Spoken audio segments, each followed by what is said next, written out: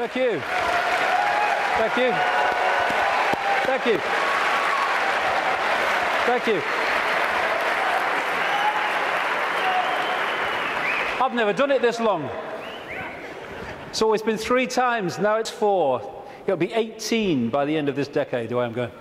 What I want to do now is just look in this section at where we are now and how it plays out in this 5-sense reality. We've come down the levels, now plays out here. Manipulation of 5-sense reality.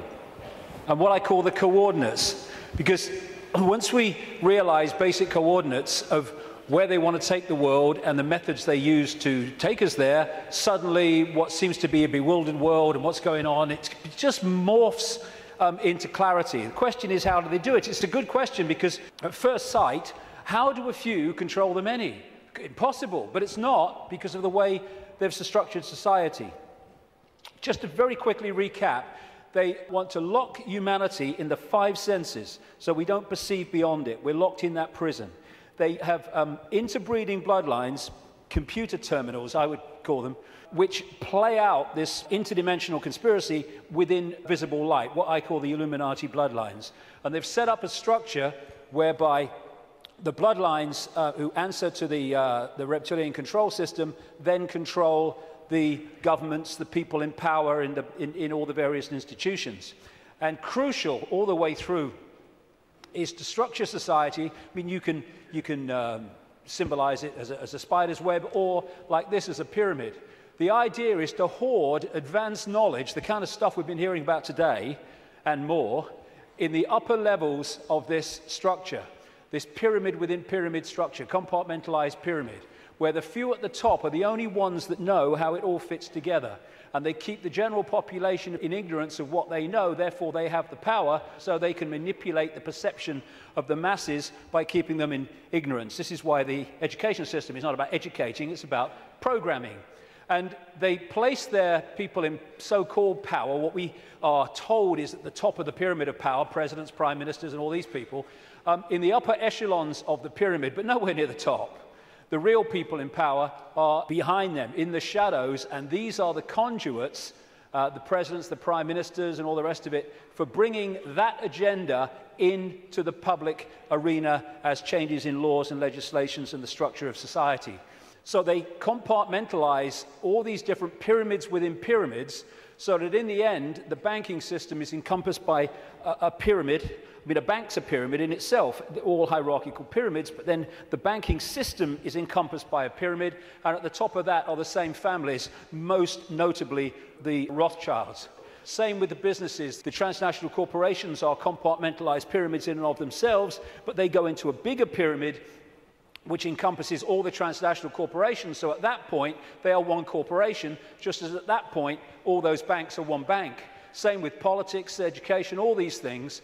And people in this part of the pyramid here, they go to work, they're not trying to manipulate anybody, they're not trying to create a fascist Orwellian agenda and global state. They just want to go about their careers, earn money, go on holiday, provide for their families. But they don't know how their apparently innocent contribution individually connects with other apparently innocent contributions around the system. When you connect them together, you see it's anything but an innocent direction that it's taking the world. And that's how they keep what's going on in the hands of the few. This is Neil Haig's representation of that. This is the general population, and these are the kind of dark-suit administrators of the system until you get up here to where the control system is. And most even here won't know that exists.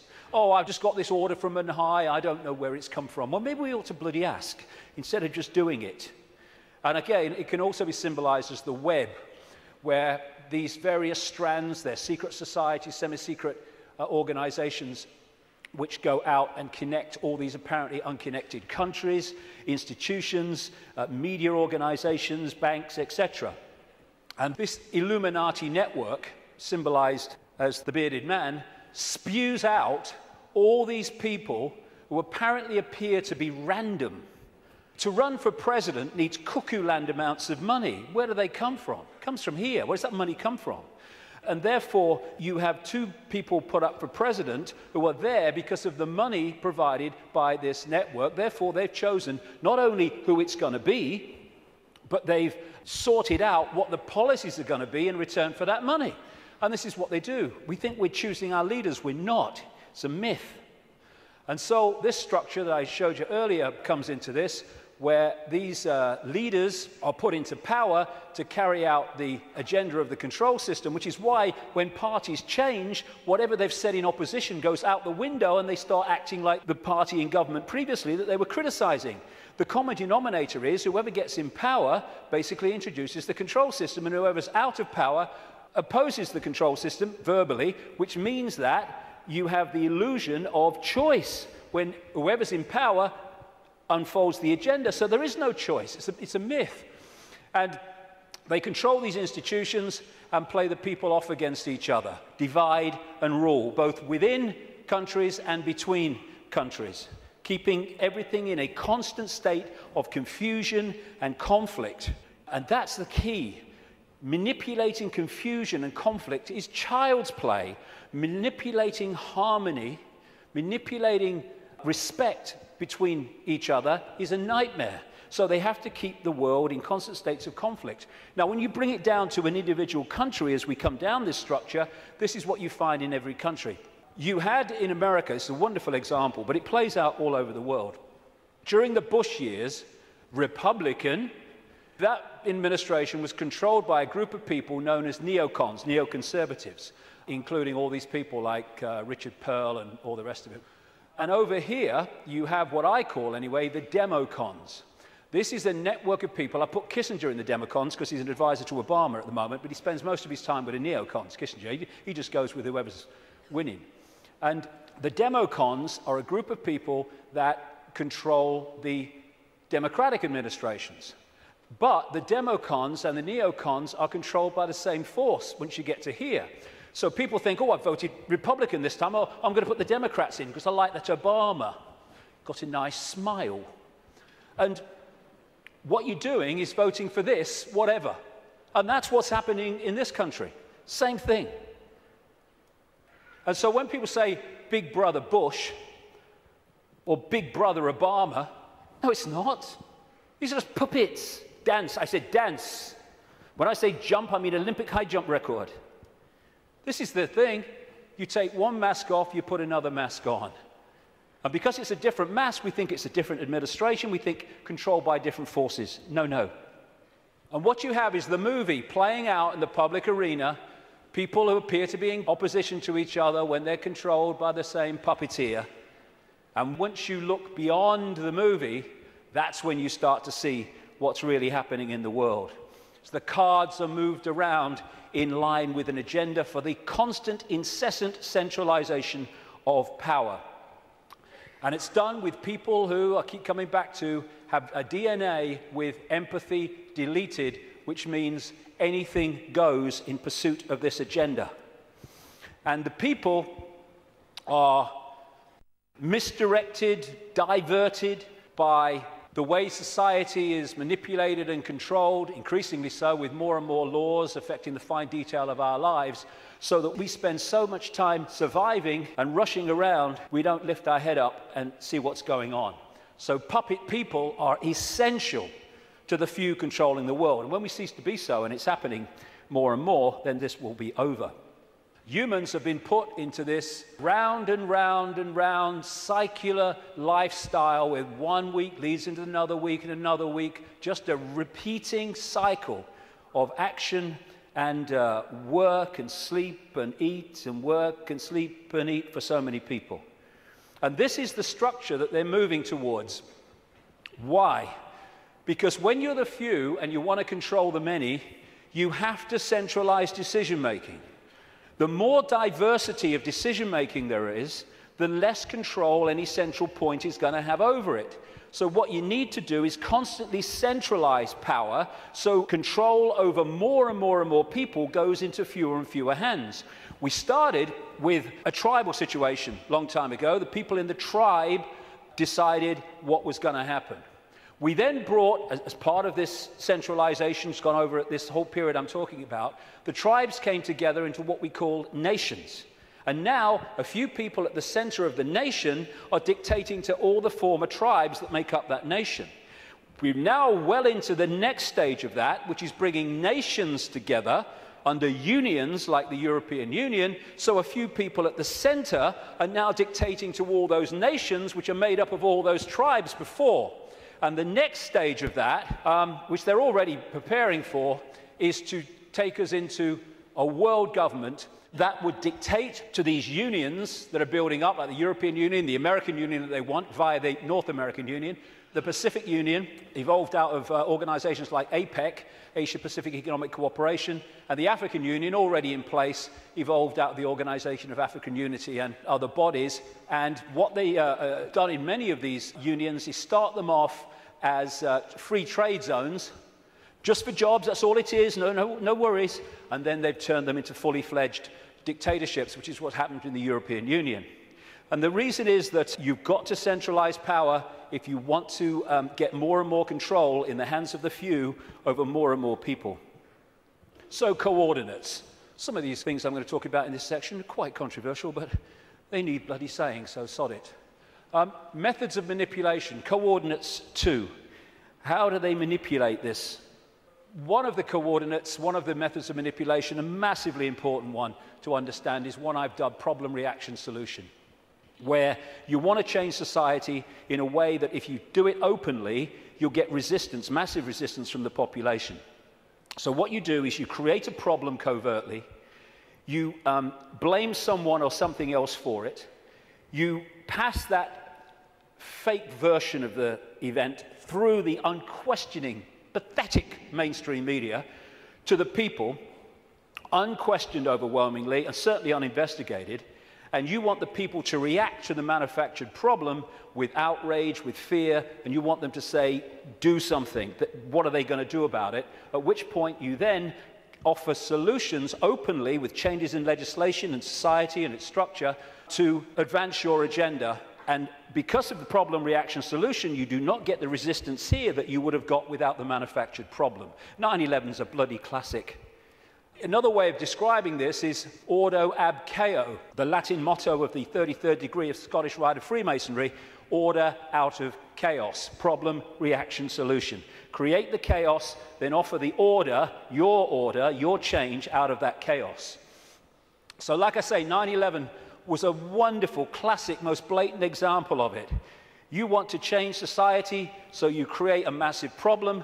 As a result of that problem, you offer the solution, all there, written and ready, the Patriot Act in America and around the world, their versions of it, to change society and to launch a war on terror and an invasion of countries like Afghanistan and, by implication, Iraq.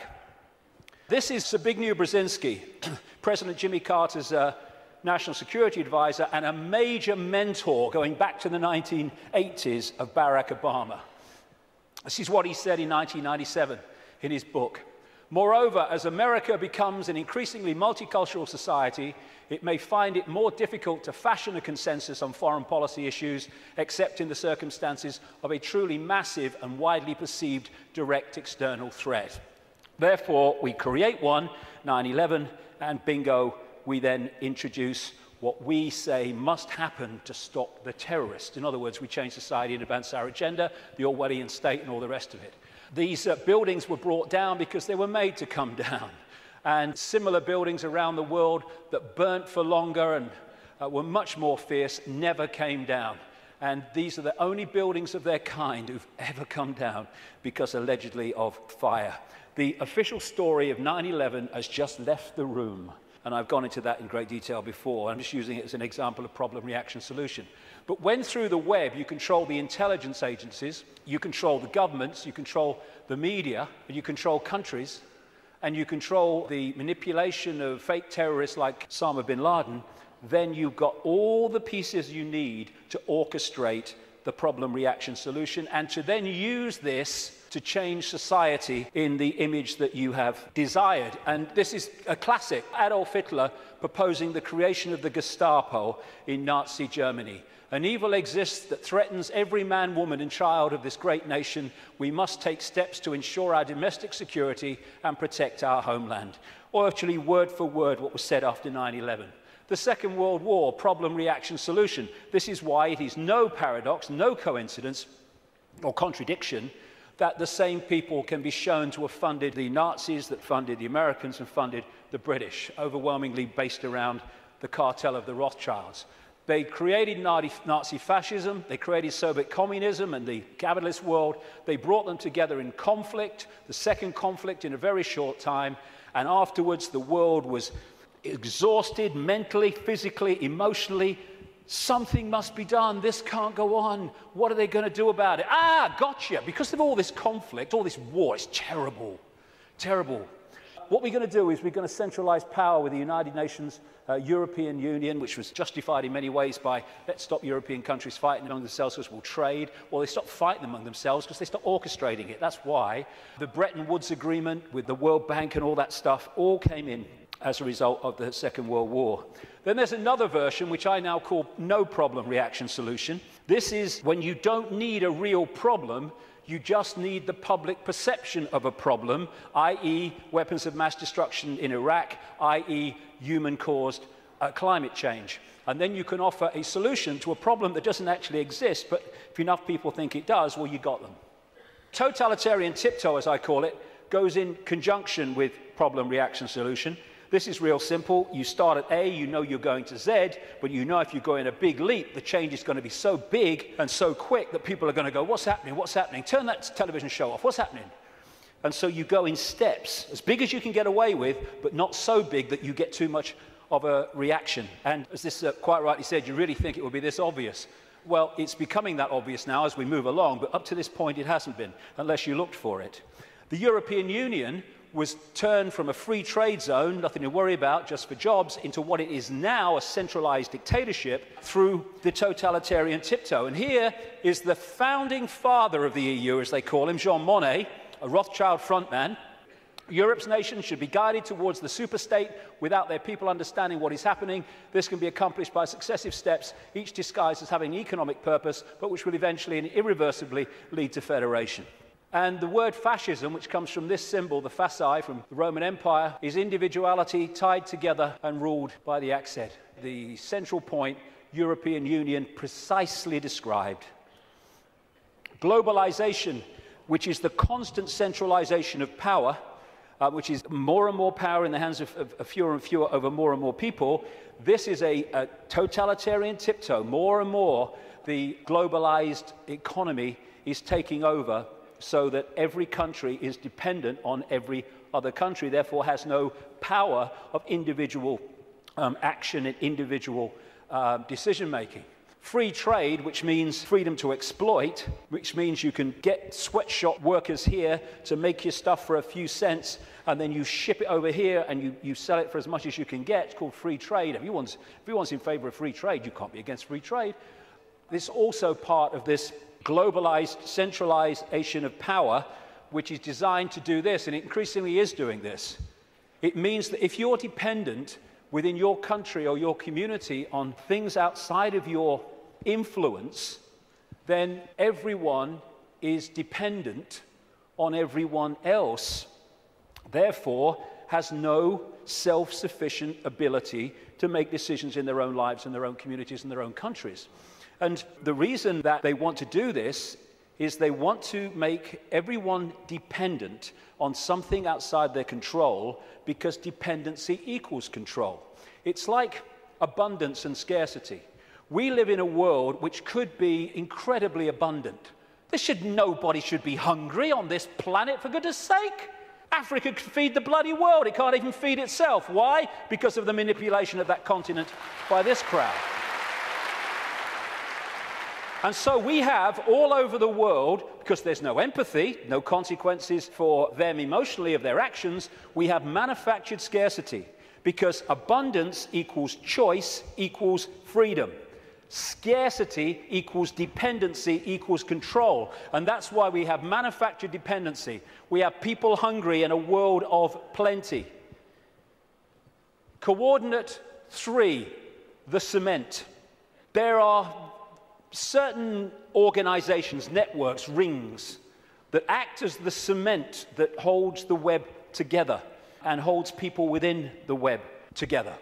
Close to the spider people are the Rothschilds. And when I talk about the Rothschilds, one thing, I'm not talking about all people called Rothschild. The vast majority of people called Rothschild won't have a clue what other Rothschilds in that dynasty are doing. And secondly, I don't even mean only people called Rothschild. I mean the Rothschild bloodline, which has infiltrated many other enormous numbers of other families and groups, which then come to power under other names other than Rothschild. Because if the president's Rothschild, the bloody guy here is Rothschild, the bloody newsreader's Rothschild, what's going on? Instead of that, you have people under different names. So I'm talking about the Rothschild bloodline and the scions of that family, the people that run that family. Not everyone called Rothschild. There's a lot of people in that family called Rothschild who don't have a clue what's going on. But they, through these various cements, control all these different and various apparently unconnected organizations. Now, one of the cements, of course, is the secret society network.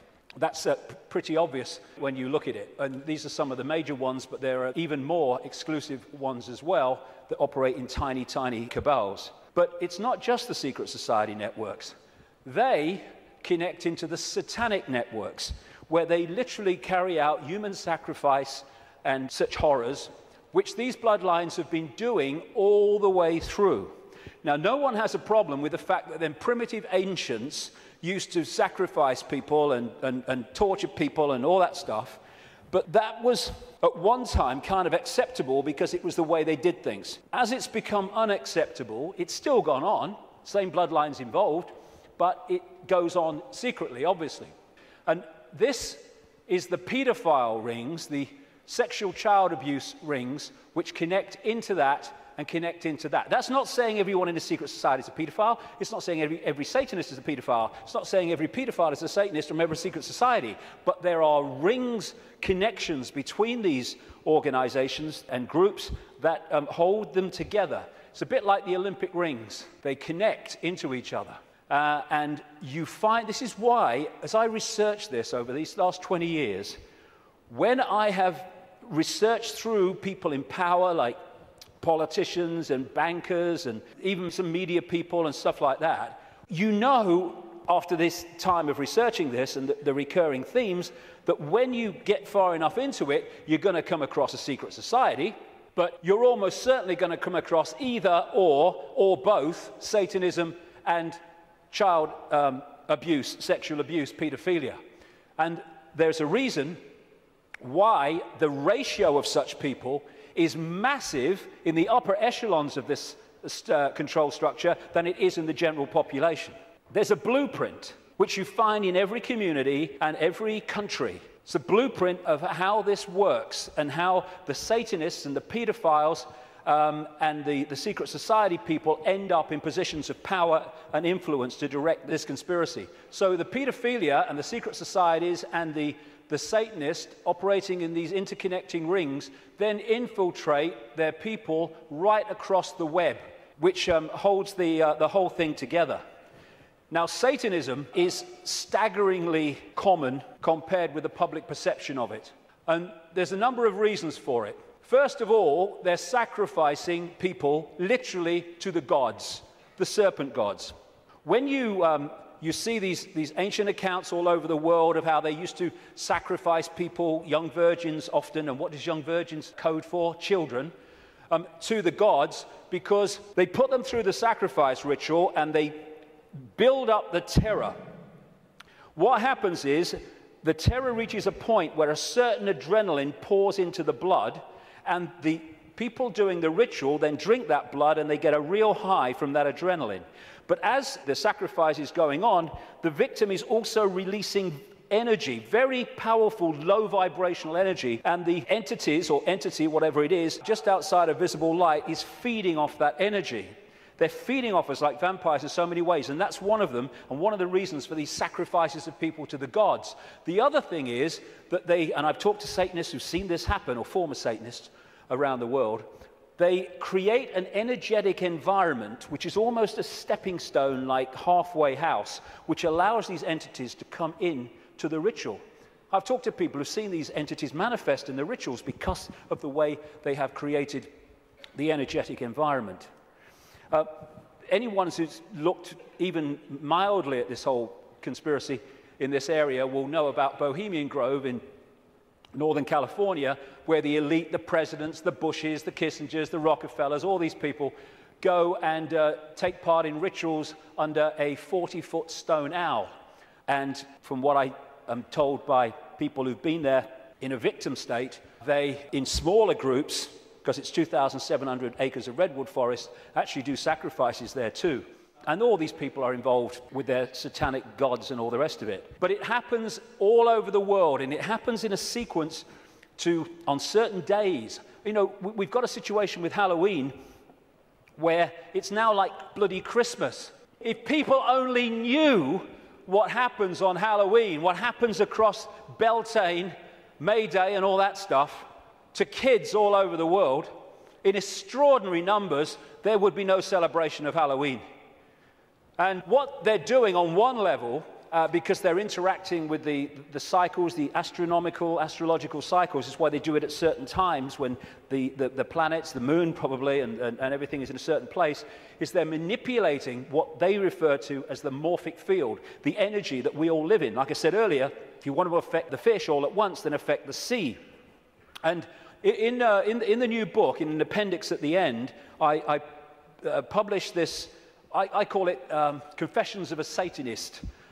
It came to light early this year, and it is alleged to be, I can't vouch for its authenticity. What I can say is, after 20 years of researching this, it's bloody massively accurate. And it's supposed to be a guy who died in 2004. He was a high Satanist in Australia, who wasn't really a confession in the sense of I want to confess my sins. It was just basically an outline of how Satanism controls the world. And this is one of the things he says in that. What most people do not realize is that Satanism is a ritually based practice, and that this repetition, same place, same time, has over time left strong impressions upon the morphic field.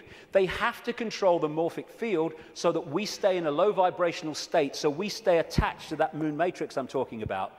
And of course, as I was saying, we are interacting with this field all the time, and taking in energy into the meridian system from it, and therefore it is affecting us. And as I mentioned earlier, I'm saying that this is part of the process of suppressing that field also, which is why they stuck them on vortex points.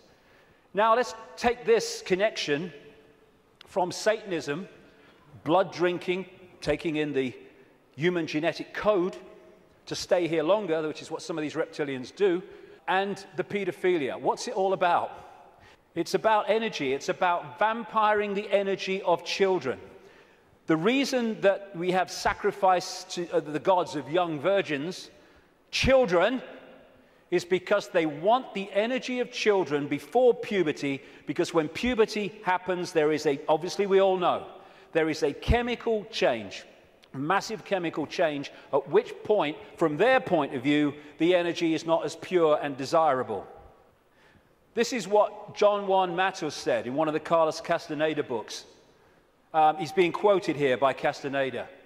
Matus is the he. He explained that sorcerers saw infant human beings as strange luminous balls of energy, covered from the top to the bottom with a glowing coat, something like a coat of plastic adjusted tightly around the cocoon of energy. He said that glowing coat of awareness was what the predators consumed, and that when a human reached adulthood, all that was left of that fringe awareness was a narrow fringe that went from the ground to the top of the toes. That fringe permitted mankind to keep on living, but only barely. And that, although the pedophiles won't realize that, although the elite ones will, is what the pedophilia is all about, and why it is so rampant in the upper echelons of this control system. Because while the pedophile is sexually abusing the child, symbolically here, It is connecting into the energy field of the child. This is why they have anal sex with children so much, even girls. It's because they're connecting in to the lower chakra, the base chakra, and they're drawing that energy out, or the possessing entity is drawing it out and feeding off it. This is why pedophiles tend to be overwhelmingly possessed people, because the possessing entity drives the lust for sex with children, and then when it happens, they draw the energy off it, drawing the child's life force out. And politicians in this control system, again, this is why pedophilia is rampant among the political classes. This is what the Satanist confession said as well, that Australian guy. Politicians are introduced by a carefully graded set of criteria and situations that enable them to accept that their victims, children, will be our little secret. Young children sexually molested and physically abused by politicians worldwide are quickly used as sacrifices. In Australia, the bodies are hardly ever discovered, for Australia is still a wilderness. In countries that are not a wilderness, they control the mortuaries and the crematoria where they get rid of children who they want rid of because of what's happened. And it is rampant. I keep using that word, but it is. People don't realize. What happens is people think or relate the number of children that go missing every year to the number of times we see a story on the news that a child is missing and everyone's trying to find them. That is the tiniest, tiniest tip of the iceberg. Hundreds of thousands of children go missing in America every year. I've rung the states, because they don't have federal figures, tell you how many cars went missing federally, but not children. They said, you've got to ring the states. I rung a load of states years ago now. I said, how many children go missing every year? How many children went missing last year? And I added the figures up. What? Never seen this on the news, hundreds of thousands. Some of them are found, some of them have explanations. Not all, nothing like. And what happens is that you have the cover-up. There are so many stories where the story of this Satanism and this child abuse starts to come to light, and immediately the lid goes on because the system controls the various aspects that can keep the lid on. This is just one example. There's endless numbers around the world. The Franklin cover-up. It was an investigation by this guy, John W. DeCamp, who was former state senator in Nebraska, and he started investigating this guy, Lawrence King, a major Republican who sang the American national anthem in 1984 and 1988, I think it was, at the Republican convention. And he was investigating him for financial fraud through an organization called the Franklin Savings and Loans. But then he discovered that he's running a pedophile ring and providing children for the biggest names in America. And he wrote this book, The Franklin Cover-Up, Child Abuse, Satanism, again, they go together all the time, and murder in Nebraska. And what happened? Some of it got into this Washington Times, a mainstream newspaper, the connection to the Reagan-Bush administration, but most of it was totally covered up. I've been writing in my books now since 1998 that Father George Bush is a notorious pedophile, child torturer, child killer, and serial killer of adults as well. Said it on American radio. Still waiting for a response. And this is one example. A lady who became a friend of mine, Kathy O'Brien, who was in the American government mind control project since she was a kid.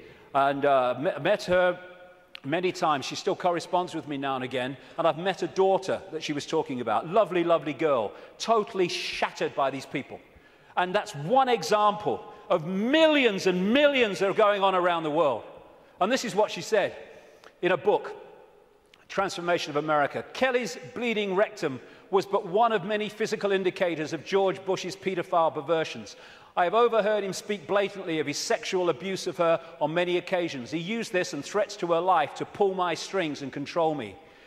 The psychological ramifications of being raped by a pedophile president are mind-shattering enough, but reportedly Bush further reinforced the traumas to Kelly's mind with sophisticated NASA electronic and drug mind control devices.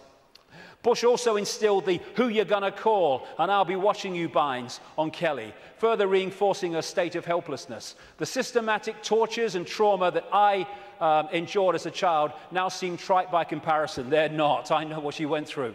To the brutal physical and psychological devastation that George Bush inflicted on my daughter. And that's just one of these people involving one of the victims of this. It's incredible, the scale of it, and it's going on in this country. And what happens? The wall goes up. This is what DeCamp found. Suddenly ranks are pulled in, and the media won't touch it, the social services won't touch it, the police won't touch it, politicians won't touch it. It's the blueprint, it's how it works. And the Discovery Channel programme, produced by Yorkshire Television, was about to go to air, exposing that Franklin cover-up and the paedophile connections. Bingo, it was censored and pulled just before it was going to air. Never to see the light of day, although you can get it on the internet, because one copy survived. I was naming this guy, like I said earlier, Ted Heath, as a paedophile and child murderer from 1998. This guy's record of killing children is extraordinary. Prime Minister of this country. This fella, Thomas Hamilton, the man who went into Dunblane Primary School and killed 16 children and a teacher, he was a procurer of children for the Scottish political elite, which locks into the Westminster political elite, and the satanic rings that lock into both. That's why they took the records of this case and ordered them to be locked away for 100 years. And then, if you've been following my website recently, and many other websites too,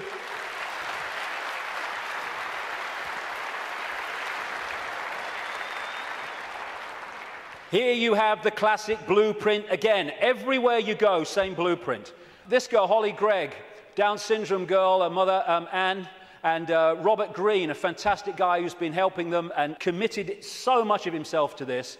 When she started, Holly started saying what had happened to her, being raped and abused by the Scottish elite, suddenly the wall went up again.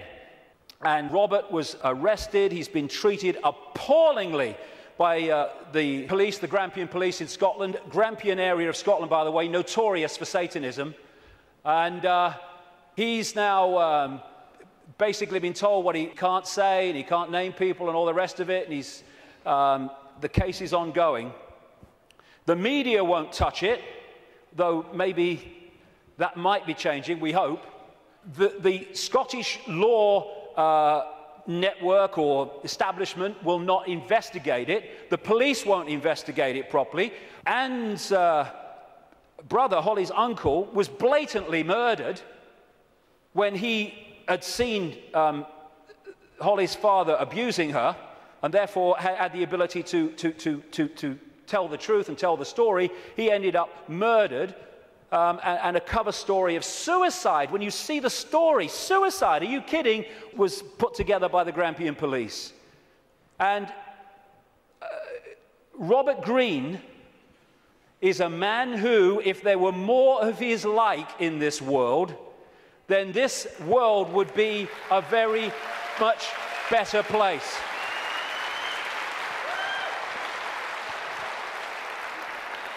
And Robert's actually here today, so thank you, Robert, very much for all you're doing.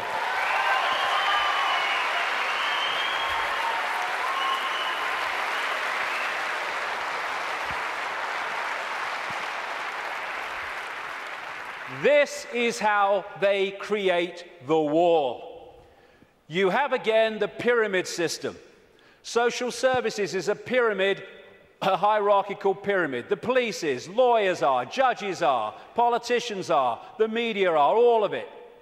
The medical side, the doctors, the coroner's offices, they're all part of these structures. And up here, they all eventually fuse into the same group, the same ring of people, controlling force.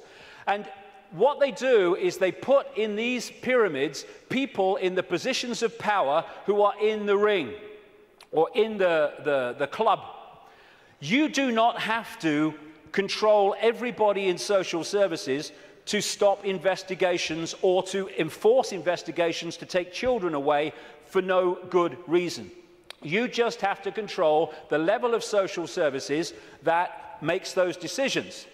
And of course, once you're in a position in these pyramids where you are hiring and firing, what you do is you hire people of like mind, and after a period of time, then a lot of these people are in these organizations at different levels. You don't have to control every policeman. There's so many genuine policemen in this world, but they don't get into the positions of power overwhelmingly. The geese guys do. And therefore, they dictate whether something's investigated or not, or whether someone is targeted to pin them with a charge that is completely unjustifiable. Same with the media. You control that. We're not covering that story. Politicians, oh, no, I'm not talking about that. I'm not investigating that. Oh, no. This is how it's done. This is David Berkowitz, the son of Sam, multiple killer in New York, who from prison after he was convicted said that he did it, yes, but he was part of a satanic ring that was with him. And he said this, quite rightly: Satanists are peculiar people. They aren't ignorant peasants or semi-literate natives. Rather, their ranks are filled with doctors, lawyers, businessmen, and basically highly responsible citizens. They are not a careless group who are apt to make mistakes, but they are secretive and bonded together, the cement, by a common need and desire to mete out havoc on society. It was Aleister Crowley who said, "I want blasphemy, murder, rape, revolution, anything bad." And now we're having around the world, not least in this country, but America too and other countries, we're having the state stealing our children on the most extraordinary scale with the most extraordinary excuses.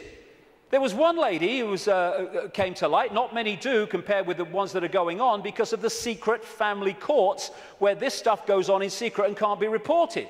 Or they say, oh, it's to protect the children. No! It's to protect the pedophiles and the Satanists. That's what the secrecy's for.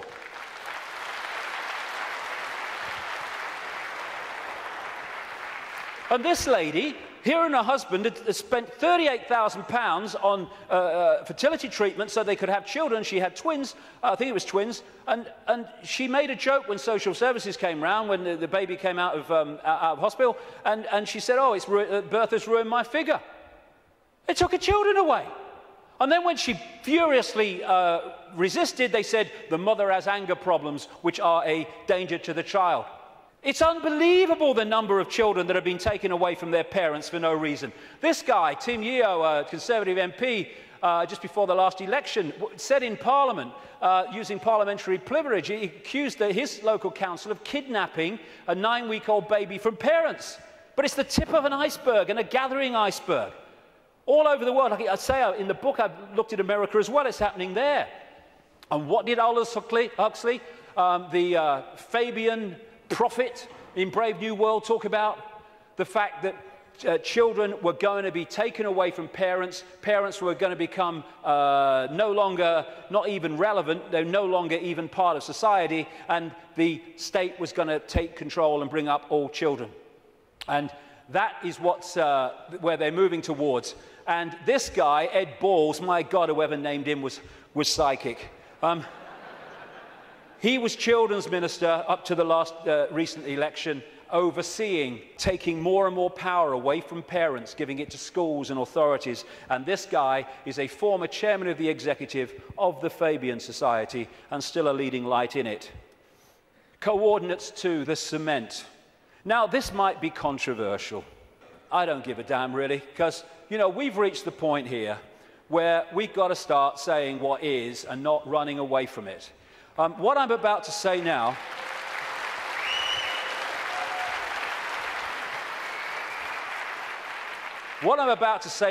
virtually no one else, there are some, and some that, you know, some of them are characters I don't really would like to spend an evening with, to be honest, and some are. But most people, the overwhelming majority of people in what we call conspiracy research, won't touch this subject, right? Well, I'm going to bloody touch it because I'm sick of it. And I'm sick of people being frightened and intimidated into not touching it. Thank you.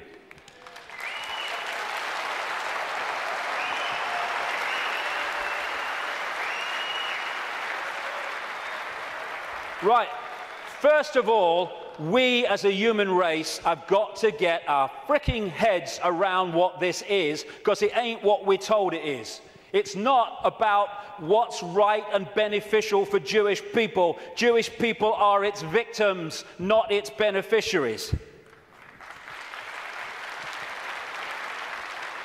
Jewish people have been hung out to dry again and again by this crowd that claim to have their best interests at heart, like hell they do. That's why I call this Rothschild Zionism. It was created by them, it is controlled by them to this minute, and it was created as a secret society within the web to massively contribute to the manipulation and control of our global society and individual countries, etc., etc. It's Rothschild Zionism. Anti-Zionism is not anti-Semitism, not that anti-Semitism means what we think it does, because Zionism is not about Jewish people.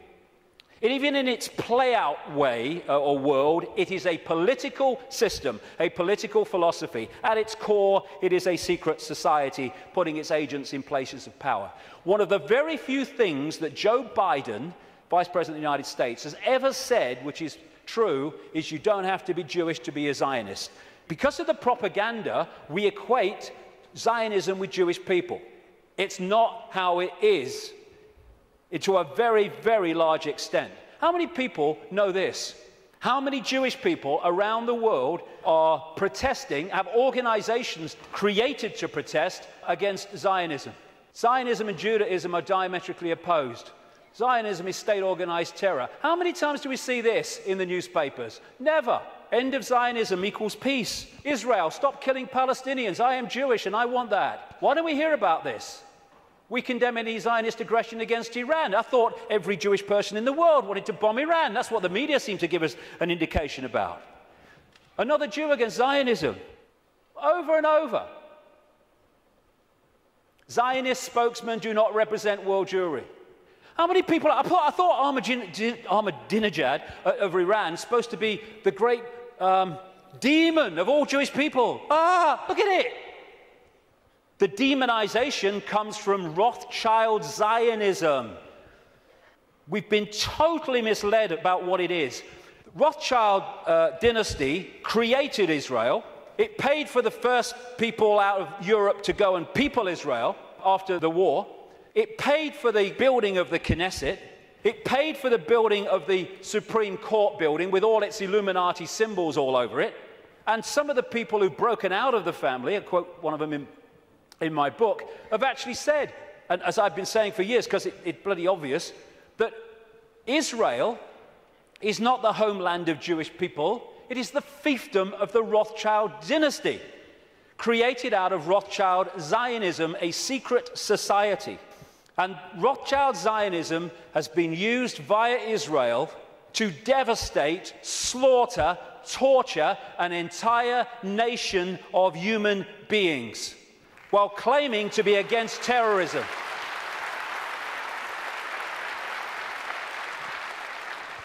This is the dictionary definition of genocide: the systematic and widespread extermination or attempted extermination of an entire national, racial, religious, or ethnic group.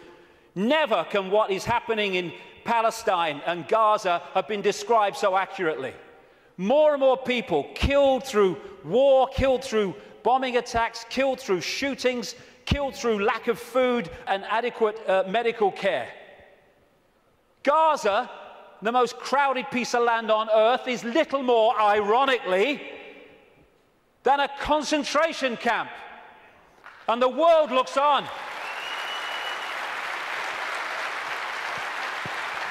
This is the face of Palestine. Well, tell me what you see. Combat boots. Yeah, another terrorist 5-year-old.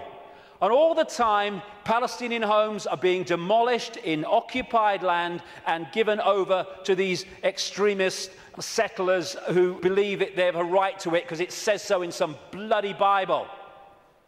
And then we've got this security fence, which has taken great tracts of Palestinian land, all against international law and all the rest of it. And here is a children's playground being sacrificed as the wall continues, security fence continues its endless way. This green is Palestinian land in 1946. Then we see what has happened since. This is 2000. We're in 2010 now. It's much smaller than that. What was I saying? The systematic and widespread extermination or attempted extermination of an entire national, racial, religious, or ethnic group. And I say to these Rothschild Zionists, don't you bloody dare talk about racism of others when you are behind this.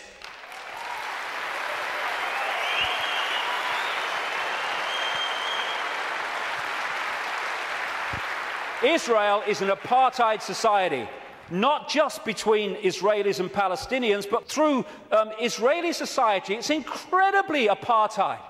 The way they treat the black Jews from Ethiopia is absolutely grotesque, as is spokesman doing that, then talking about other people's racism. We've got to go for that. I mean, and people, Jewish people, have seen it. They can see what it is. There's some fantastic Jewish people in Israel who are resisting this. Young people who go to jail because they won't serve in the army because of what the army's doing to the Palestinians. Magnificent people. Never get talked about in the mainstream media, hardly. And no matter what is said about Israel, this is Israel's response. Why? Because Israel is the fiefdom of the Rothschild dynasty, which also controls the American administration, the British administration, and so Rothschild's one arm is not going to criticize Rothschild's other arm. In the Matrix movie, there's something called the Zion mainframe. Well, Zionism, Rothschild Zionism, is in so many ways a mainframe of this network. And it pervades all the way through. And it's not about, oh, these Jewish people here and these Jewish people there.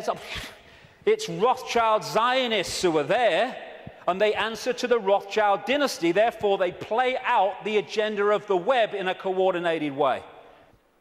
Now, before I start this, a lot of names coming up. I'm going to go just through a bit of the American administration and a few other things, just to give you a feel for it, for people that haven't seen the extent of this. Before I start, one fact.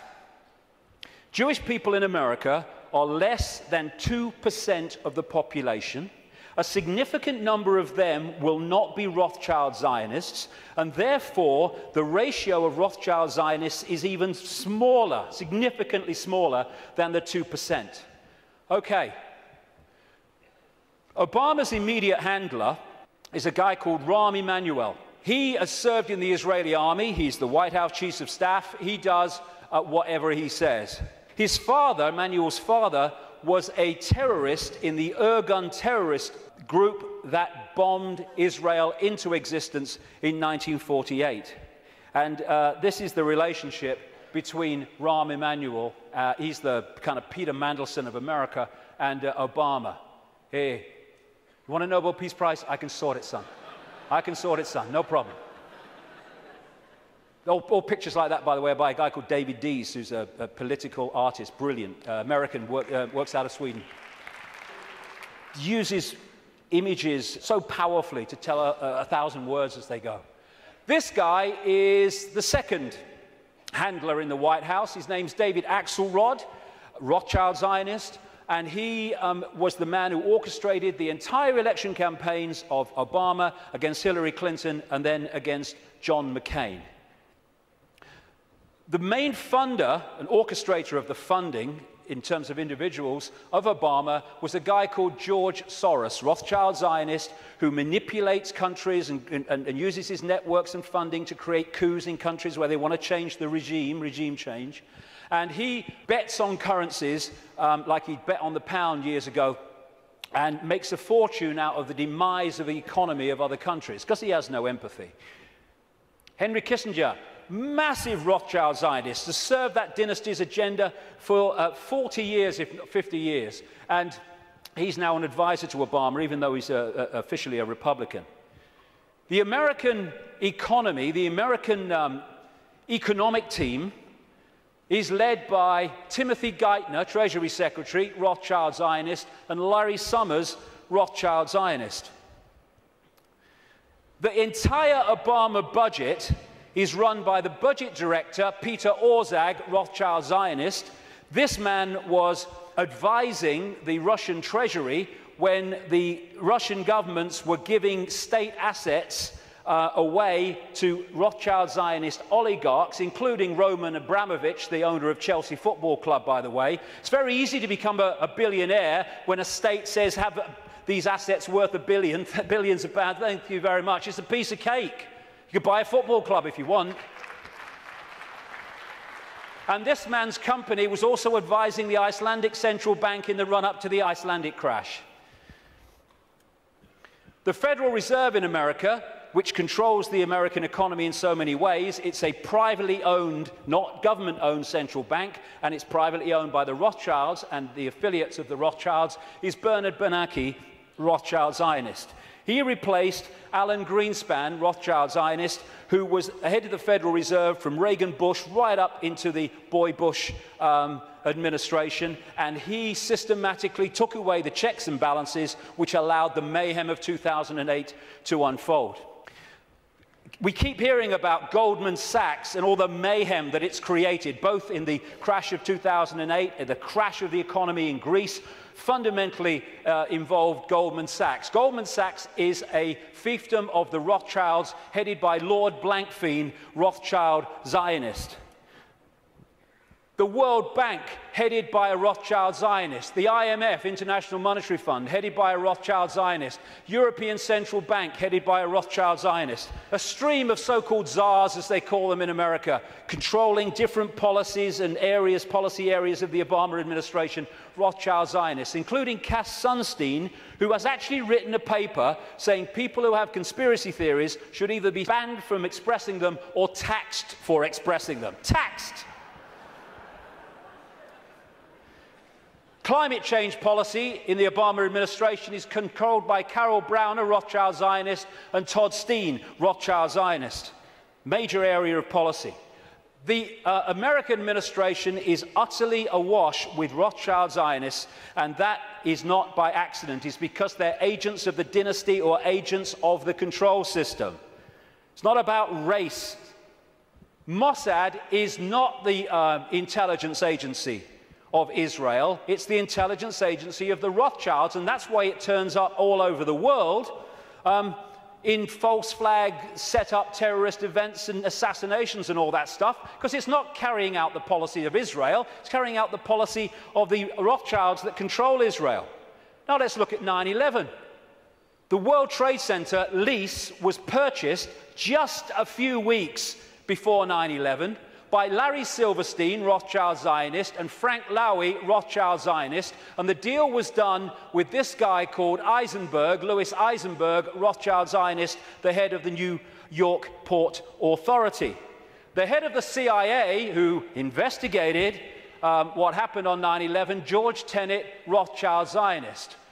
The Patriot Act, which was brought out, the Orwellian Take Your Freedoms Away Patriot Act in America, was co-authored, justified by 9/11, though it was written before because they knew it was coming, by Michael Chertoff, whose mother was a Mossad agent and who became the second head later of Homeland Security, an organization Orwellian that was justified by 9/11.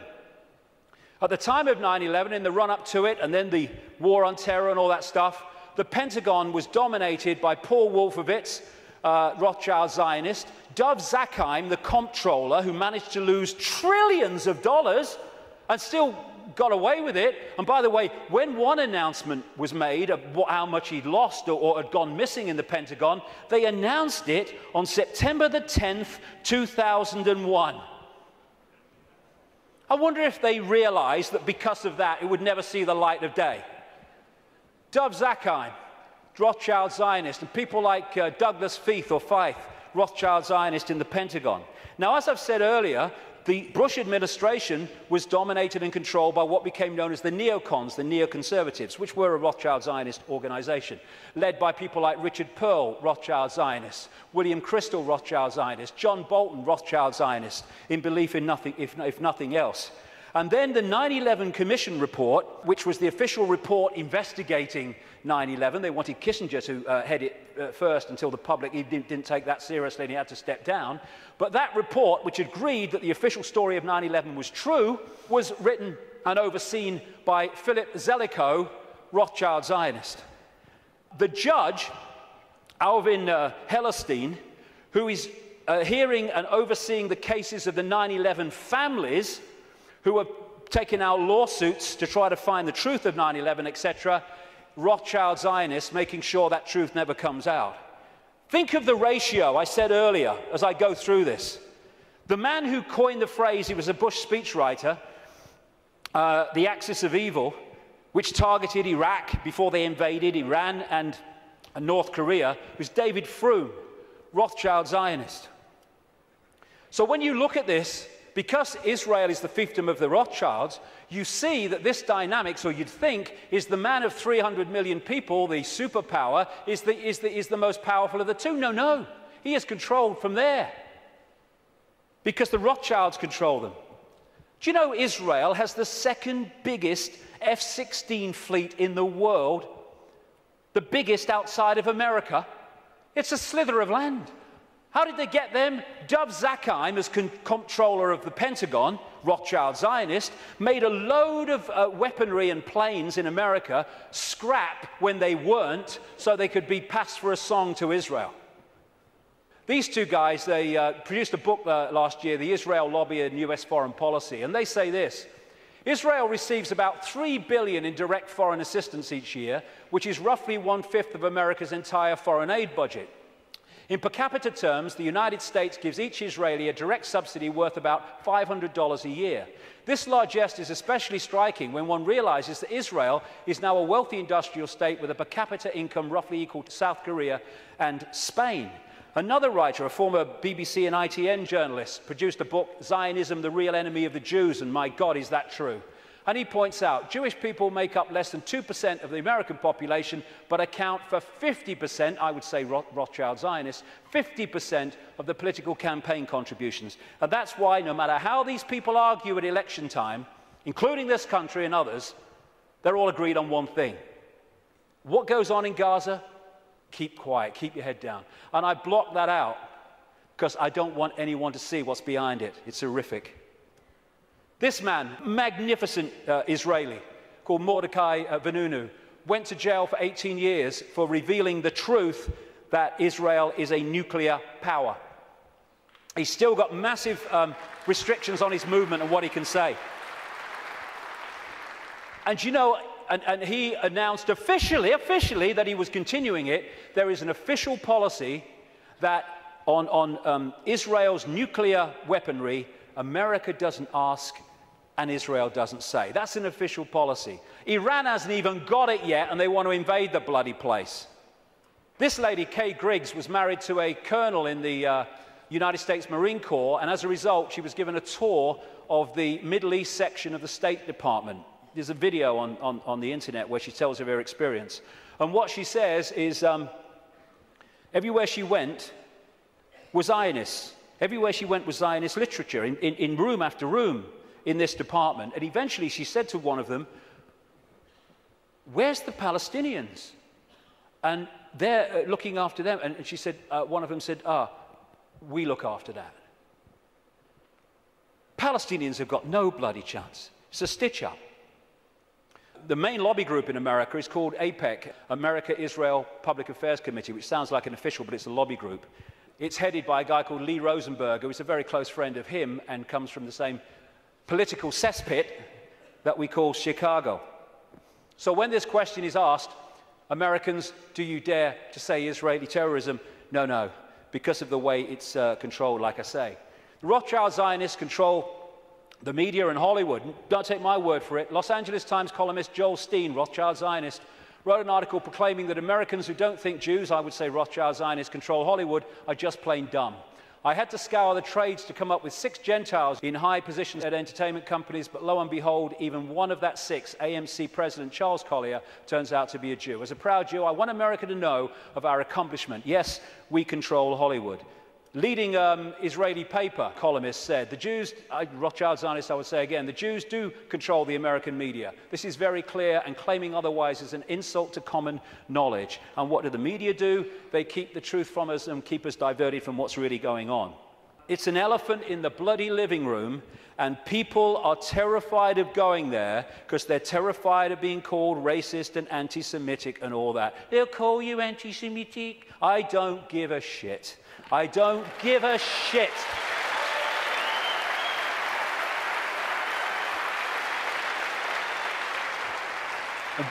Very quickly, it's the same in this country. There was a very, very good documentary, and it was a kind of stand back in amazement that it actually got out, by a guy called Peter Oborne, a journalist, in the Dispatches series on Channel 4 that looked at the Rothschild Zionist control of British politics through organizations known as the Friends of Israel. Each party has one, but of course they all connect, so it's actually one network. And again, just like in America, never any criticism. The British government, under Tony Blair and much of it under Gordon Brown to the end, was controlled by Peter Mandelson, Rothschild Zionist. Note the hands. Rothschild Zionist. He even flaunts it, this guy, goes on holiday with them in all the papers with this leading light of the family, Jacob Rothschild. So many Rothschild Zionists end up in government here, like the possible leader of the Labour Party, David Miliband, Foreign Secretary before the election, Ed Miliband, head of climate change and environment, and this guy, Jack Straw, who's been in so many of the major offices since Blair came to power in 1997. The new Prime Minister of Britain, David Cameron, Rothschild Zionist. This guy, Tony Blair, was completely controlled by them, as Bush was, which is why they moved as one unit to do what the Rothschilds wanted, which was to invade Iraq and Afghanistan. And to shut people up, the Rothschilds have created organizations like the Anti-Defamation League. They haven't sent me a bloody Christmas card for years, these people. I don't want to upset them or what. But I'm speaking in New York in October. That could be funny. Anyway, they set these organizations up to target those people who are saying the sort of things that I'm saying. The idea is to throw you're a racist at people, so to shut them up or to discredit them. Like I say, I don't give a shit. You throw it, son, and I'll hit the bugger back. Thank you very much. As a result, when you criticize Israel, you are promoted as criticizing Jewish people and therefore being racist. This is how it works. And I have to say, the robot radicals on the so-called left of politics are played like a violin by these people. They go out on their protest, you're an anti-Semite. Okay, come in and listen to what I'm going to say. No, they never bloody do. And then you get people like the magnificent Norman Finkelstein, who's a Jewish man who's had his academic career destroyed for speaking out. His parents suffered in the concentration camps of Nazi Germany, and when he exposes these frauds and fakes in the Rothschild Zionist movement and what they do against Jewish people in general, he's called a self-hater. They can't say he's anti-Semitic, although sometimes they even use that. He's a self-hater. No, he's a decent man doing decent things. You want to try it. And the idea is to create, and they're doing it, hate laws in which truth is no defense. Even though what you say is true, it's no defense. If people are upset by it, then too bad, you've broken the hate laws. They're now targeting the internet, which has been so magnificent in communicating this information. And who's doing that? In America, J. Rockefeller, Rothschild Zionist. In this country, up to the last election, he rushed through a bill to this effect just before the election, Peter Mandelson, Rothschild Zionist. And just this week, Obama has nominated this lady, Eleanor Kagan, the Solicitor General, to go onto the Supreme Court. Two things. One, that will make Rothschild Zionists making up nearly half the Supreme Court judges of America, 4 of the 9, when they are well under 2% of the American population. And she is vehemently in favor of laws banning freedom of speech in association with her mate, tax the conspiracy theorist Sunstein. It is an elephant in the living room, and we need to address it if we are going to unravel this cabal, because They don't want to frighten us into not going here for any other reason than they know if we go here, so much is going to unravel. Home straight to tyranny. They think they're on the home straight to tyranny. Wishful thinking. This is the man, by the way, David Axelrod, Rothschild Zionist, who orchestrates the words on this guy's teleprompter. He's so welded to it that on St. Patrick's Day, he had a reception for the Irish Prime Minister, and he thanked himself for asking everyone, inviting everyone, because the Irish Prime Minister's autocue words were still on there when Barmer came forward to thank everybody. So that's how much he's welded to it. Assuming levels of knowledge that isn't there. You know, people say Obama's intelligent. He's not. What they're doing is comparing him with Bush.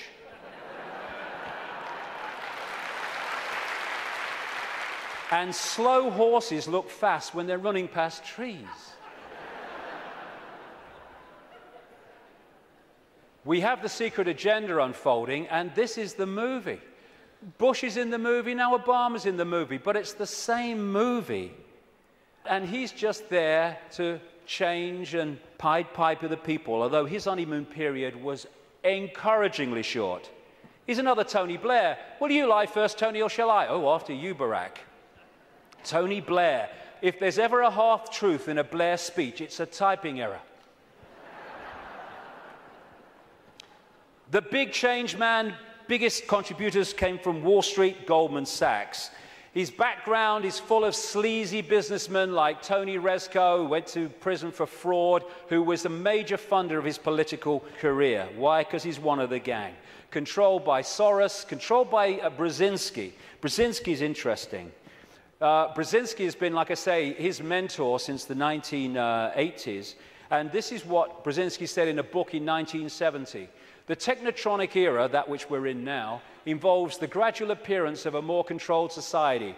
Such a society would be dominated by an elite unrestrained by traditional values. Soon it will be possible to assert almost continuous surveillance on every citizen to maintain up-to-date complete files containing even the most personal information about the citizen. These files will be subject to instantaneous retrieval by the authorities. This is the man who massively is behind Mr. Change, and he was also the co-founder, co-creator of an organization called the Trilateral Commission, which locks into this network, which I've been writing about for years, a network around a secret society in Britain called the Round Table, including the Bilderberg Group, the Club of Rome, their environmental manipulation arm, and the Trilateral Commission as well.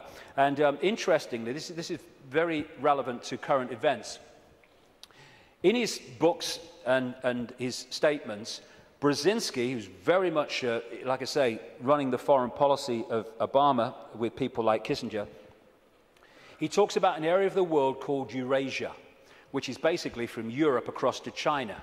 Now, this is the most significant part of Eurasia on this map. What Brzezinski says, control Eurasia, you control the world, not least because of the massive oil and gas reserves around the Caspian Sea. So we're in a process of the cabal wanting to take over Eurasia, and particularly this area. Now look, the number of countries that have been invaded, had regime change, or are now currently being targeted. First of all, the Ukraine. They use things to get the people going, like a color revolution or a flower revolution. So this was the Orange Revolution. It was funded and orchestrated by the networks of George Soros, and it put their man in there. They had the Rose Revolution in Georgia, where they put their guy in there. They tried to get a green revolution after the last election in Iran, but it didn't stick. They have Iraq, they've taken that over. If they take Syria, then they're all the way through to Israel. They're in Afghanistan. They're now undermining Pakistan and bombing Pakistan more and more. In Kyrgyzstan, we had the Tulip Revolution. We just had another one recently, putting their people into power. We've had the terrorism starting to unfold in India, and they are targeting these areas because they not only want to take it over, they want to trigger a war involving China and Russia, the Third World War that their documents have talked about for a long time. And they're ticking them off. And if you take that map of Eurasia and keep it in your pocket, you'll tick them off as the news stories unfold. Oh, a revolution here. Oh, a coup here. And what they're doing, this is not America doing this. This is not America doing this. This is the cabal doing this through America. The idea is to destroy America, to use America to destroy America. Why? Because when you want a world government dictatorship, you cannot have any superpowers that have the military and financial might to say no to what you're saying must happen. Because the world government intends to have a world army, a world central bank, and a world currency, eventually. And they'll manipulate the financial situation to bring that about, or try to. So what they need to do to take the superpower America out is they need to destroy it militarily, and they need to destroy it financially. And that's what they're doing. They're using it on their foreign excursions, and they're undermining its economy to destroy America. And it is going down the pan so fast. And this guy is being used as the front man. Nice smile. Oh, he's a nice man. That's what's really happening. Behind the smile. Just hand it on. It wasn't change. There we go. Here's the ball. Make sure you keep the drugs running in Afghanistan, you know. Drop some my way. And what we saw was a presidential problem reaction solution. Bush was brought in to create problems, financial problems, overseas wars problems, and this guy was brought in as the solution to the problems. And as Adolf Hitler said, the great masses of the people will more easily fall victims to the big lie than the small one. So, I am someone to believe in. Hope, which is always in the future, never in the now. And so it never actually comes to fruition, but we can hope it does. And then you had change you can believe in. And none of these trite phrases like change were ever described in detail about what they actually meant. And what they created was a massive mind control coup on vast tracts of American people, because they made Obama a blank screen, an empty suit on which people could project what they felt hope and change was, their version of it, onto him. And once he became president, of course, everything was changed. Make the lie big, make it simple, keep saying it, and eventually they will believe it. I love you, you love me, I will get you stuff for free. Oh, yay, Obama, you are such a star. I love this one. The wolf found that shepherd's clothing worked better. The peace president, first thing he did was agree the bombing of Pakistan. Same guy, all this going on with this spent uranium, depleted uranium. What does he do? Continues the bombing, increases the troops. Fraud, another puppet. Golden rule, big time. Ignore the words and watch the actions, because they're never the same. And just to show you nothing's changed, there we go. Good old Bono. Nothing's changed, we're fine. So, we have this projected agenda, and we're now at the point where they're trying to introduce finally that structure. World government, world central bank, world army, a world currency eventually, and alongside it, of course, the Orwellian state that I've been writing about for the best part of 20 years, and increasingly so many others have too over the years, and it's unfolding as daily experience. More and more control. Now, number plate imagery, where they can follow people all over the country. This stuff called Speed Spike, where they can follow cars and their speeds from satellite wherever they go over vast distances. Then they've got this stuff they're bringing in, problem reaction solution, because some puppet stooge kid set his pants on fire, and now we must have this stuff. You know, I don't care about them seeing my body, serves them right, but it's going to bathe us all in bloody radiation. And of course, people who do care about their body being seen, it's going to, again, break them down. This is what it's about. It's a psychological warfare on the people. We're seeing police becoming more like soldiers. There are some good policemen. There are some sensible policemen. But my God, there's some morons. And they're giving them tasers as well. Bloody hell. 55,000 volts. And what is that about? People say, oh, it's terrible. It's bad for them, isn't it, that these people are dying from being hit by the taser? No, it's what they want. Because when people die of being hit by the taser, that means anything you say, officer, I'll do. It's what they want. It's part of the control system. And the sound to clear, peaceful protest, the microchip agenda goes on. One hospital now is replacing written tags on babies with barcoded ones. In the papers this week, it's all on the road. They now have barcodes that actually you can't see. The real ones, they would be there, but you wouldn't see them. Then there's the assault on the body computer to destabilize our ability to maximize our potential and get out there to higher levels of consciousness. That's what, in part, this is about. The chemtrails that crisscross the skies all over the world. All the chemical cocktails in food and drink, targeting children most of all. And this is an interesting thing. It's talk about problem, reaction, solution. The symptoms of the E numbers in sweets and food and everything, in terms of childhood behavior problems, mirror the alleged symptoms of attention deficit disorder. Mirror them. Why? Because they're causing them. And so what they do is have this shite,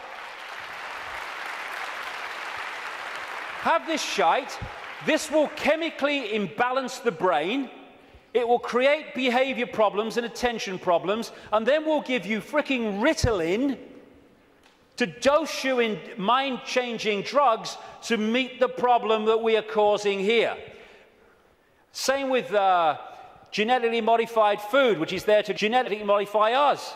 This is why they're more and more targeting organic farmers around the world and people growing their own food to overcome the chemical shite. This is why they're targeting small farmers so the great conglomerations can move in, like Monsanto and others. This is why they have this Codex Alimentarius, which was created by Nazis like Fritz Tamir, who came up with the work makes free sign across the entrance to Auschwitz. Him and some of his fellow Nazis who went to jail after Nuremberg, he was released well ahead of the end of his sentence because his mate intervened, called Nelson Rockefeller, 4 times mayor of New York, and they created these Nazis. Codex Alimentarius in the 60s means code, food book or food code, and now they're trying to impose global regulations which in effect will stop us getting the doses of food supplements and vitamins that make any difference, and also hand control over to the pharmaceutical cartel for it. Same with the attempt to get us vaccinated with all this shite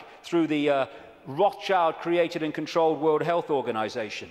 And because of the web, this center point can control the Monsantos, the food producers, the food standards agencies, which are supposed to oversee those people, the drug companies, the Food and Drug Administration in America is supposed to oversee them. They can orchestrate all of the stuff that I've just described and listed because of this web. And the overall thing is a war on the human immune system. They're trying to undermine the human immune system in every way, shape, or form because they want a massive cull of the world population because they cannot cope with the numbers. And like I say, I was reading, well, when I was researching the book, I saw incredible figures. But my goodness, in the last week, I've seen extraordinary figures in terms of the increase in drugs, mind-altering drugs given to children. It is fantastic.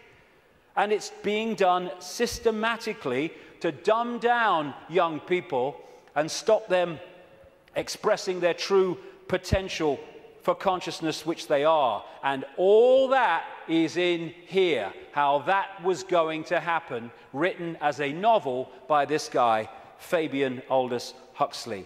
They're putting us in a vibrational prison in all these ways.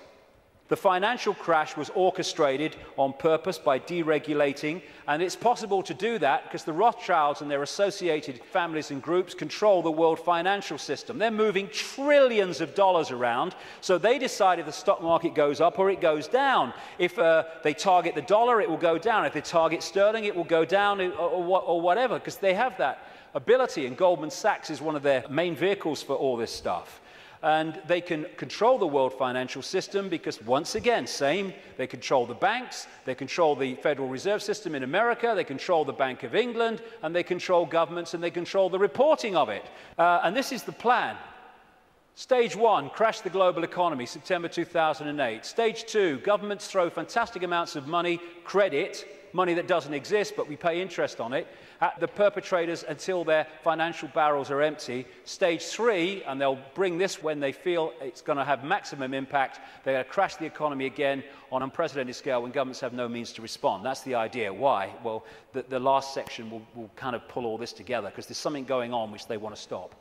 But that's the idea. The more fear, the more disruption, the more stress, the more worry that they can create, the more it impacts upon us in ways that suit the control system, as I've described through the day. And then there's this major element of their plan in the next few years is introduce massive taxation and control and imposition as a result of something that doesn't exist, thanks to this guy. If this guy's involved, it's a scam. End of story. End of story. There you go. Thanks for the Oscar, but I'm totally full of crap. This man's going around demonizing carbon dioxide, which without it the world would not be as it is, and demonizing the greenhouse effect, without which we wouldn't bloody be here. There you go. That's what he's doing. And he's orchestrating all these people. And oh, it's so kind that David de Rothschild has produced this book to help us, Global Warming Survival Handbook. Survival. Now, let's get some sanity into this. This is a graph of greenhouse gases that make up the greenhouse effect. That one, you would think from the propaganda, would be carbon dioxide. It is water vapor and clouds. I think we ought to ban water vapor and clouds. It's the only way to save the frickin' world, right? Every time we see a cloud, they ought to add VAT. I think it's the only bloody way. And this is carbon dioxide. Not only that, the grey stuff is natural, only the green slither is coming from human activity. And we're supposed to believe it's affecting the weather. It's the bloody sun. It's the bloody sun.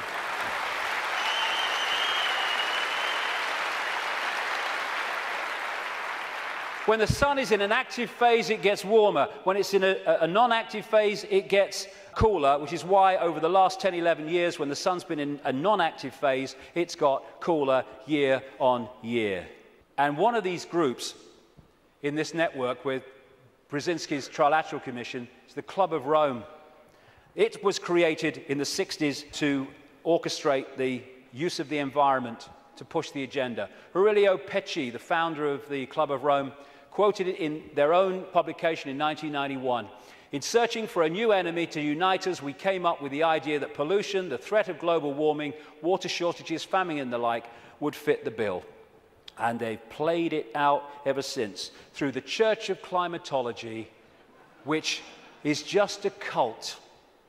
And here's the high priest. And we have this guy, Nick Clegg, who actually calls people that challenge the global warming climate change official story as climate change deniers. Because the Church of Climatology says that if you don't accept its nonsense, you are a blasphemer! And they equate you with Holocaust deniers. That's what that line is supposed to do. And we're still pushing along. We've had Climate Gate, we've had Glacier Gate, we've had Amazon Gate, we've had Polar Bear Gate, Rising Sea Levels Gate, where all these things that were supposed to be happening have found to be not happening and have been lied about and manufactured. And we've even had Cowgate. Yes, ladies and gentlemen, I bring you glad tidings and great news. These clowns have now admitted that bovine flatulence is not a threat to human existence as we know it. I can't tell you how happy I am. BBC, through gritted teeth, has had to admit on its website, but not on its television station, that temperatures have been falling. And yet, no matter, the Green Team goes in, Gore's team is taken on by Obama. They go around programming children about fear of the future, the Green Police to impose checks on your houses without your permission, and just to show it's a scam, there we go. How's that? Good stuff. Again, I keep coming back to this, the suppression vibrationally of this energy field and the human energy field. The reason they're stopping the manufacturing of light bulbs and the selling of light bulbs as we've known them up to this point, and they're replacing them with these things which are full of mercury and an environmental bloody disaster, is because they give off a certain vibration that affects the human energy field. This is why many people around the world get ill, physically ill, when they live with these light bulbs. It's all a scam. Very quickly to finish, political correctness. This is not about protecting minorities. It's about stopping people speaking their truth and having freedom of speech. That's what it's about. It's about creating what Orwell called newspeak, where the language replaces old speak, words that have meaning and detail and you can express yourself, with newspeak, which actually says nothing, has no ability to express detail because of the way it works. The only language in the world whose vocabulary gets smaller every year, Orwell said. And as he pointed out quite rightly, on the conscious level, we think in words. And so the more you reduce the words, and all this tech stuff, you are, and all this stuff, and the way we're changing the language and reducing it dramatically, is taking out, over a periods, the ability to even think in detail. As one person said, how can you talk about freedom and how we must have freedom if there's no word left that really means freedom? And in 1984, of course, newspeak didn't have a word meaning freedom. This is what political correctness is about, shutting people up so no one can say anything. You mustn't upset anybody. Well, it upsets me. You've upset me by saying I can't upset anybody. If I can't upset anybody, I can't say anything. It don't matter what you bloody say, you'll upset somebody. And then we have health and safety. Again, it's to create a situation where people can't move. I went into a Pizza Hut on the Isle of Wight. I'm not proud of it. I was hungry. And I asked for a cup of coffee. And they said they couldn't make me a cup of coffee because the coffee machine was broken. I said, can't you, true story. I said, can't you put the kettle on? They said, no, we can't use a kettle because of health and safety. It's a bloody cafe. Do not hold the wrong end of a chainsaw. Oh, thanks for that, mate. I might have made a mistake there. And what all this is brilliantly portrayed here by Neil Haig. All these things, taxation, you can't do this, you can't do that, don't say that, health and safety, political correctness, oh, watch what you're thinking, oh, watch what you say, oh my God, is to tie us like flies in the spider's web so we can't move. We've got people worrying now about, is me wheelie bin out on the wrong day? Is it a few inches too near the curb? And you know something, and this is important. These people are taking the piss, and I'll tell you why. They are throwing this crap at us, and if they don't meet significant resistance, they go, okay, we'll throw even more crap.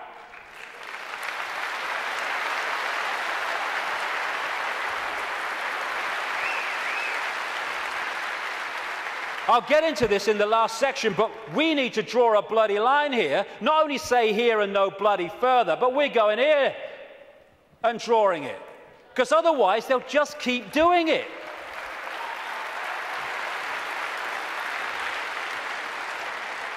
And this is the key to all of this that I'm talking about. It is a mind game. It has to be. It has to be, because from mind comes everything. This massive stop, go here, don't do this, you can't do that, all this stuff. More and more fine detail of our lives being dictated. It's to turn us into the version of this. You put a mouse in a laboratory maze and you put shock equipment down different channels. When it goes down those channels, it gets a shock, it comes back. It might go down another time, it'll get a shock and come back. After a while, not long, you can take that shock equipment away, that mouse will never go down there again because you've changed its behavior patterns. And what they're doing is throwing all this stuff at us, giving us punishments for doing this, punishments for doing that, punishments for doing this, but you're okay as long as you do this. And that channel of it's okay if you do this is getting narrower and narrower and narrower. And what they want to do is to bombard us and batter us into acquiescence. So we become subservient totally to the system. Never challenge it. Just stay in this narrow band of robotic computer terminal perception. To turn this into this. A bar-coded, computer terminal, unquestioning, acquiescent robot. And they've done it before in smaller groups. This is China. This is waiting for work in the factory in China. And China is in so many ways a blueprint of the global society they want. 1.5 billion people in China. They're controlled by a relative handful because the 1.5 billion are acquiescent, and therefore they cannot use their numbers to overturn the dictatorship of the few because they're programmed not to. The rabbit hole goes very deep, even deeper than I've got to now. The journey continues. But it's to control perception and get us to believe we have no power. We bloody do. To get us to believe that we should just follow the one in front, because that's what everyone else does. Like bloody hell we will. And in 10 minutes I'll come back and let's look at what we can do. Thank you very much. Thank you.